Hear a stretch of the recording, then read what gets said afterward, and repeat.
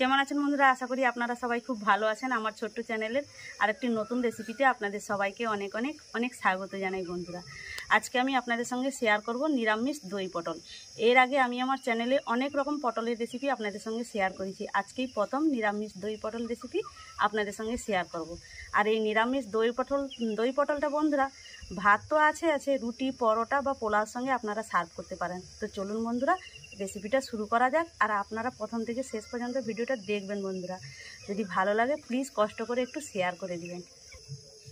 এখানে আমি 500 গ্রাম ফ্রেশ পটল নিয়েছি। পটলের সাইজগুলো দেখুন বন্ধুরা।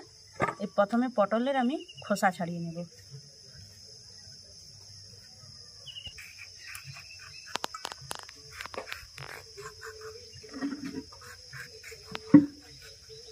পটলের খোসাটা ঠিক আমি এইভাবে ছাড়িয়ে নেব। তো পটলটা কিন্তু গোটা রাখবো। আর এই পাশে একটু এইভাবে কেটে নেব, আর এ পাশটাও একটু এইভাবে কেটে নেব। এতে করে পটলটা এইভাবে কাটলে দুপাশে পটল যখন আমি রান্না করব তেল মশলা এর মধ্যে খুব ভালোভাবে প্রবেশ করবে।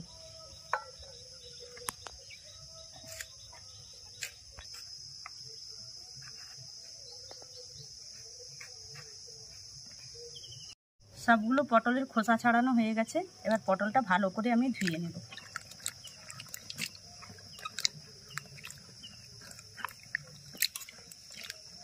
পটল ধুয়ে নিয়েছি, এবার তুলে নেব।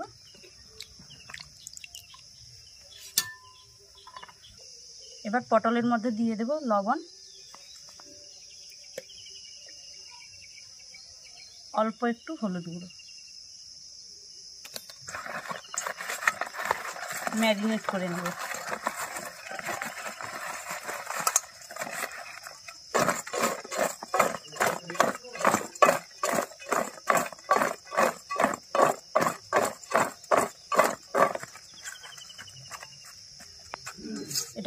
এটাকে আমি 5 মিনিট ঢাকনা দিয়ে রেখে দেব।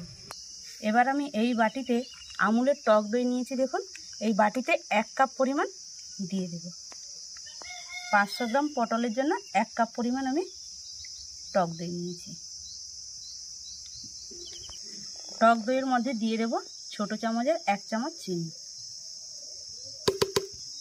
স্বাদ অনুযায়ী লবণ। এখানে আমি একটা জায়ফল নিয়েছি। এই জায়ফলটা আমি অল্প একটু গ্রেডারের সাহায্যে গ্রেট করে দইয়ের মধ্যে দিয়ে দেব।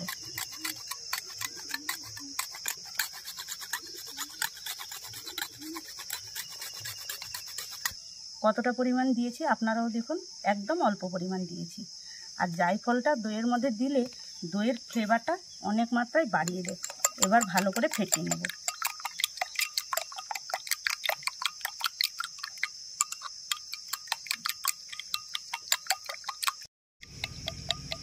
টক দই, জায়ফল, চিনি, লবণ ভালো করে ফেটিয়ে নিয়েছি। এবার এটাকে আমি সাইডে রেখে দেব। এবার আমি এই বাটিতে পটল রান্নার যে মশলাগুলো রেডি করে নেব। এবার বাটির মধ্যে প্রথমে দিয়ে দেব অল্প একটু হলুদ গুঁড়ো। এবার দিয়ে দেব কাশ্মীরি লাল লঙ্কার গুঁড়ো 1 চামচ। আমি এখানে শুকনো লঙ্কার গুঁড়ো ব্যবহার করব না, যেহেতু আমি কাঁচা লঙ্কা ব্যবহার করব, সেই জন্য শুকনো লঙ্কার গুঁড়ো ব্যবহার করব না। এবার দিয়ে দেব স্বাদ অনুযায়ী লবণ। এবার দিয়ে দেব জিরা গুঁড়ো, অল্প একটু জল দিয়ে দেব। এবার মশলাগুলো মিশিয়ে নেব। অল্প একটু জল দিয়ে মশলাগুলো ভালো করে মিশিয়ে নিয়েছি। এবার এগুলোকেও সাইডে রেখে দেব। এখানে নিয়েছি দেখুন 4টা কাঁচা লঙ্কা, অল্প একটু আদা আর কিছু পরিমাণ কাজু বাদাম। এগুলো সব শিলনোড়ায় বেটে নেব। কাজু বাদাম, আদা আর কাঁচা লঙ্কা মসৃণ করে বেটে নিয়েছি। এবার মূল রান্নায় চলে যাব। উনুন জ্বালিয়ে কড়া বসিয়ে দিয়েছি। এবার কড়ার মধ্যে তেল দিয়ে দেব।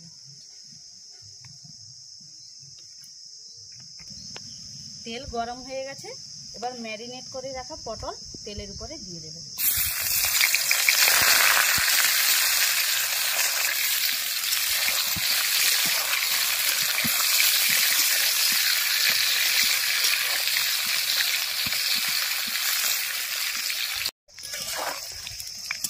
পটলগুলো হালকা লাল করে ভেজে নিয়েছি। এবার তুলে নেব।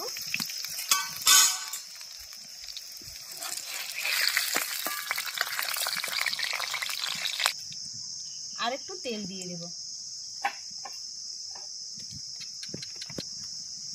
তেলের উপরে ফোড়ন হিসাবে দিয়ে দেব 4টা এলাচ আর দারচিনি, তেজপাতা 2 টুকরো।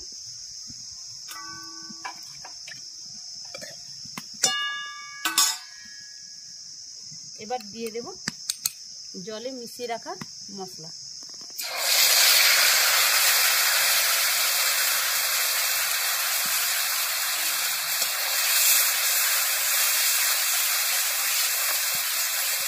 এবার দিয়ে দেব আদা আর কাঁচা লঙ্কা বাটা।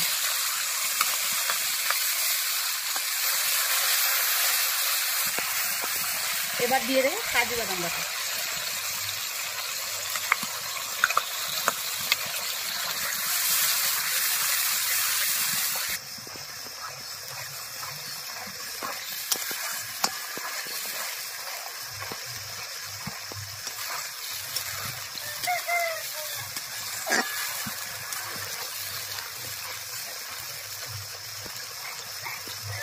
মশলা থেকে তেল রিলিজ হয়ে গেছে।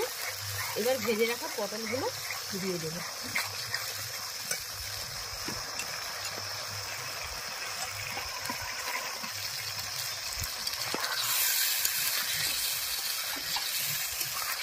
মশলার উপরে পটল দিয়ে 2 মিনিট কষে নিয়েছি। এবার দিয়ে দেব দই।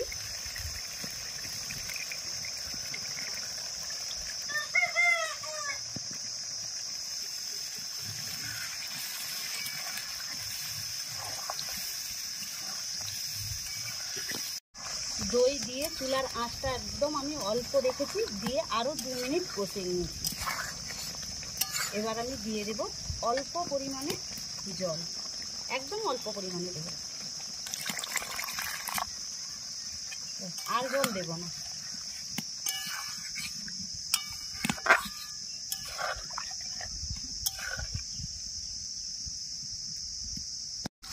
তরকারির মধ্যে জল দিয়ে চুলার আঁচটা মিডিয়াম রেখে ঢাকনা দিয়ে আরও 5 মিনিট ফুটিয়ে নিয়েছি। এই পর্যায়ে এবার নামিয়ে নেব কড়াটা চুলা থেকে।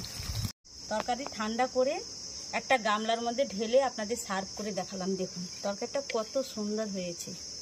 একটা বাটির মধ্যে তুলেও আপনাদের দেখাচ্ছি। দেখুন এই যে নিচে গ্রেভিটা দেখুন কত সুন্দর হয়েছে।